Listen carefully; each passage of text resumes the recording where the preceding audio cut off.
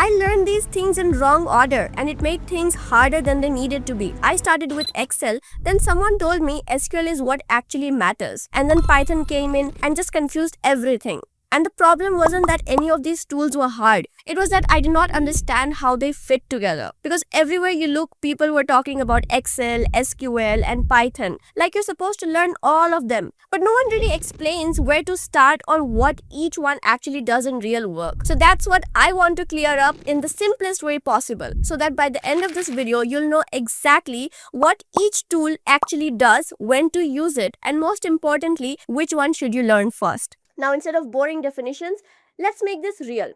Imagine this is your first day as a data analyst. Your manager walks in and says, "We have sales data. Find out how much revenue we made last month." Simple task. But here's the twist. You can solve this using Excel, SQL, or Python. Same problem, 3 tools, a completely different experience. Now, let's start with Excel first. So you open the file, rows and columns, everything feels familiar. You filter some data, maybe use sum or maybe VLOOKUP, and within minutes, you have your answer. Boom, task is done.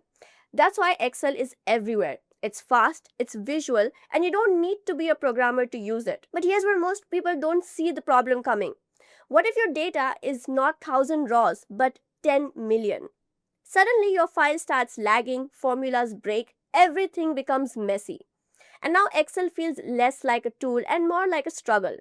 This is the first big realization. Excel is amazing until it isn't. Now your manager comes back and says, "By the way, the data isn't in Excel. It's stored in database." This is where things change.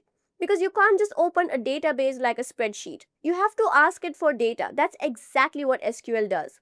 Instead of scrolling, you write a simple query. Give me total revenue for last month. And in seconds, you get your answer. No lag, no mess, no manual work. And the crazy part is that SQL doesn't care if your data is small or massive. It can handle both. But what most beginners don't realize is that SQL doesn't analyze data. It fetches it. That's it. It's insanely powerful, but only for the right job.